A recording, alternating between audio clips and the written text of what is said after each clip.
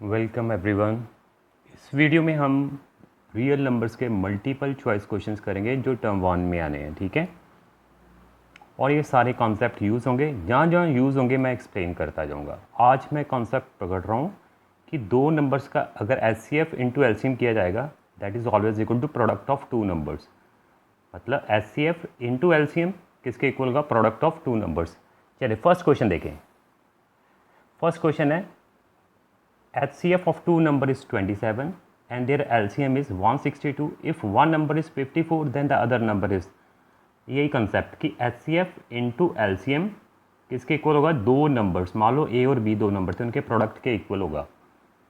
तो HCF कितना दिया हुआ था टू नंबर्स का? 27 रख दिया। LCM कितना दिया हुआ था?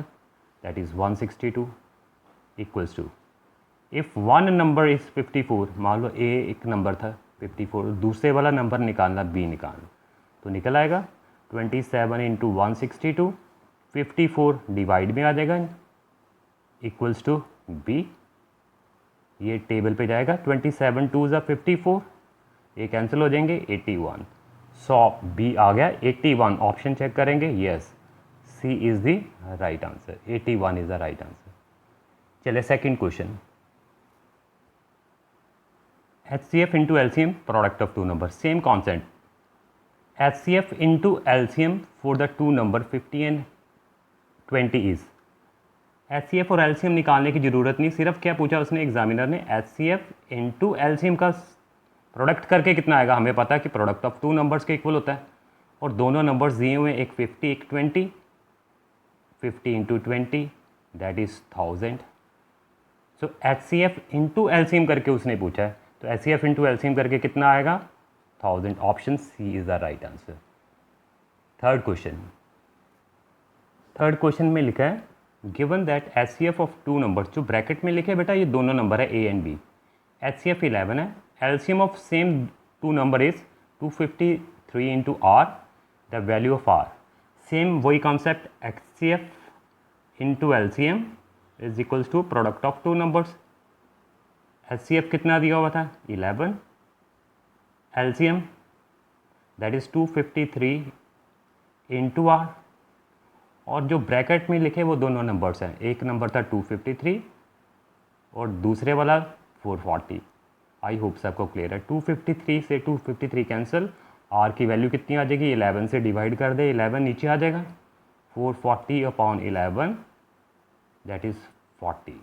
सो ऑप्शन चेक करें, yes 40 B is the right answer.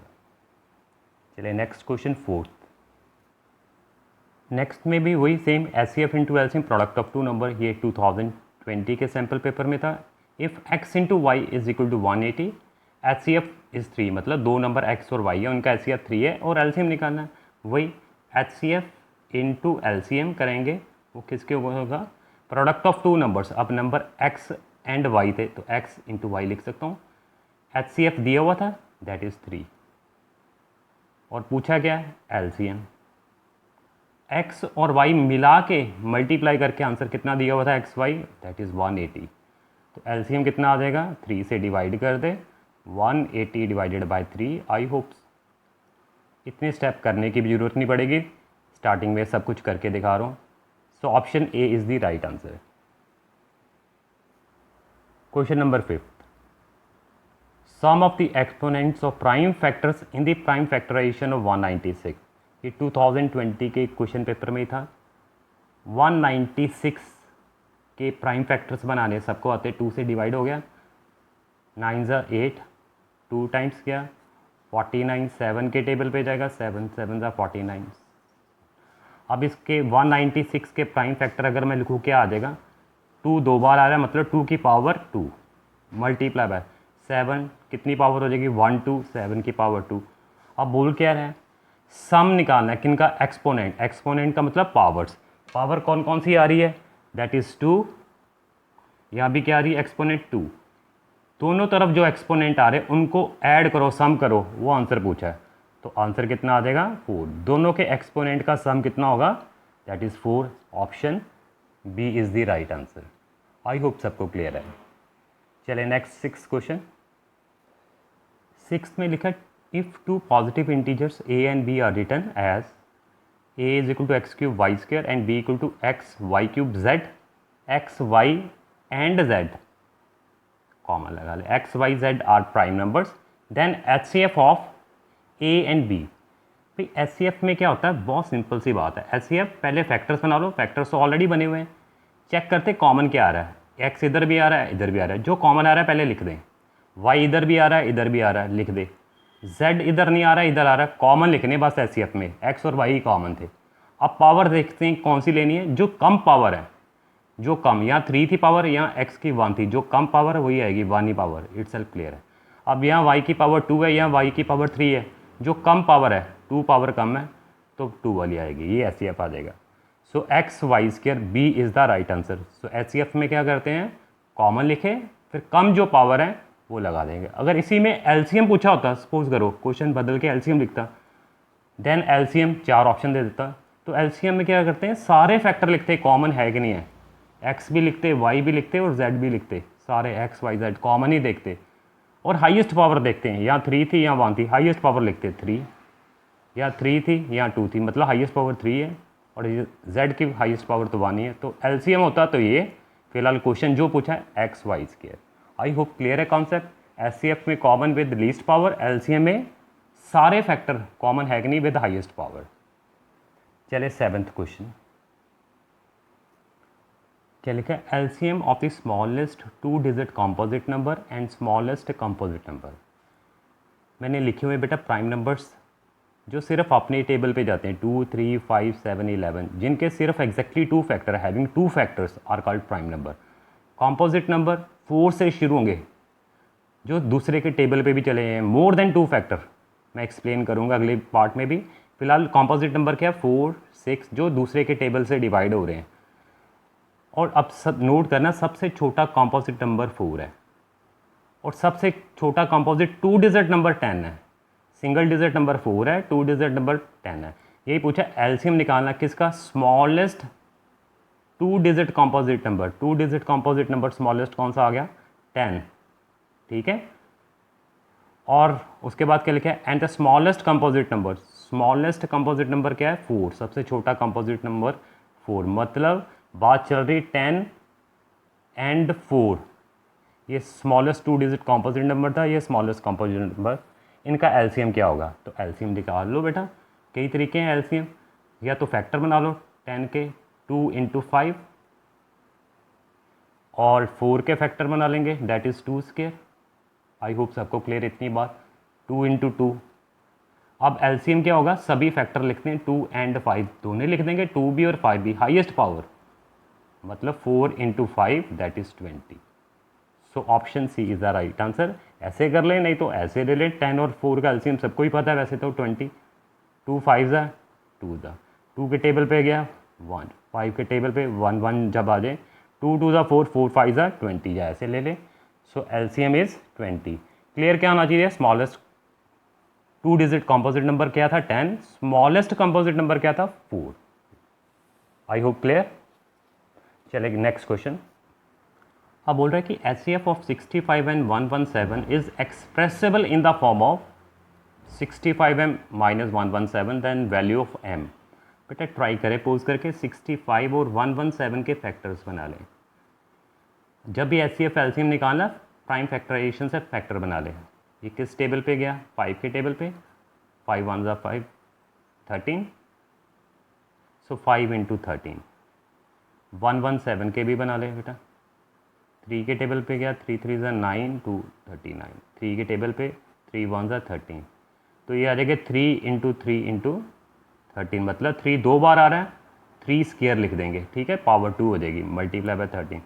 HCF कितना आ जाएगा, मैंने अभी बोला कि HCF सिर्फ कॉमन होता है, कॉमन क्या आ रहा है 13, सो HCF तो आ गया 13, और पावर लीस्ट दोनों में 1 1 है, यही आ जाएगा। अब बोल रहा है कि HCF को इस फॉर्म में कन्वर्ट कर दिया गया अकॉर्डिंग टू क्वेश्चन, 65m - 117 वो HCF के इक्वल है। If the HCF of this and this is expressible in the form of this one, मतलब इसको, ये चीज़ जो लिखी हुई है वो HCF के इक्वल है। और m की वैल्यू निकाल लो, 65m, ये उधर आएगा 117 हो गए, that is 130, m is divide कर देंगे 2 आ जाएगा, सो m की value 2, option C is the right answer. I hope clear. चलिए बेटा नेक्स्ट क्वेश्चन 9th, क्या लिखा है, if a and b are coprime numbers then their HCF is. तो मैंने लिखे बेटा को प्राइम नंबर्स क्या है, वो नंबर जिनमें कोई कॉमन फैक्टर नहीं होता एक्सेप्ट वन, सिर्फ वन ही हो। जैसे मैंने लिखा 4 एंड 7, सिर्फ वन ही कॉमन फैक्टर है, ठीक है। 2 एंड 3, 4 एंड 9, कोई कॉमन फैक्टर नहीं है। जैसे मैंने एग्जांपल, जैसे मान ली 4 है, एक 7 है, ठीक है, 4 इंटू वन ही होगा और दो ही फैक्टर होंगे। 7 है, 7 इंटू 1, तो HCF कितना होगा, 1 ही रहेगा। अगर दो नंबर को प्राइम है उनका HCF कितना होगा, 1। नोट करके रखना है बेटा, तो नोट में लिखा हुआ है HCF of coprime number is always 1। अगर इसी क्वेश्चन में पूछूँ कि LCM कितना होगा अगर दो को प्राइम नंबर्स हैं, मान लो 4 एंड 7 ही थे, LCM की बात करूँ, LCM में क्या होता है, कॉमन है कि नहीं है, सारे लिख दें, 4 इंटू 7 तो 28, मतलब LCM की बात करूं वो आ जाएगा 28, मतलब जो दो नंबर्स दिए हैं उनके प्रोडक्ट के इक्वल। अगर A और B को प्राइम नंबर है, HCF कितना होगा, हमेशा 1, बी ऑप्शन। अगर LCM की बात करूं, जो दो नंबर थे A और B उनके प्रोडक्ट के इक्वल होगा। अगर LCM पूछा होता, answer is AB, product of two numbers. So HCF of coprime number is 1, LCM of coprime number is product of two number, जो दो नंबर है A और B दिए तो A इंटू B आ जाएगा, ठीक है, याद रखना है। चलिए नेक्स्ट 10th क्वेश्चन। इस क्वेश्चन में बोल रहा है the value of x in the factor tree, x ही है बेटा, the value of x in the factor tree. एक फैक्टर ट्री दिख रहा है, x की वैल्यू क्या होगी, तो ये ब्लॉक तो मिसिंग आ जाएगा, इसके दो फैक्टर है 7 एंड 5, ये 7 इंटू 5 करके कितना आ जाएगा, ये ब्लॉक आ जाएगा 35।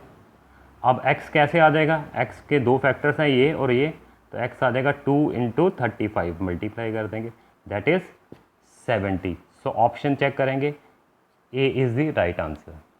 सो x इज़ द 70। चलिए आज का लास्ट क्वेश्चन, इफ़ m की पावर n 32 है, m n are positive integer, then value of n की पावर m प्लस n कितना होगा। पहले तो 32 के फैक्टर्स बना ले बेटा, 32 2 टाइम्स क्या, 8।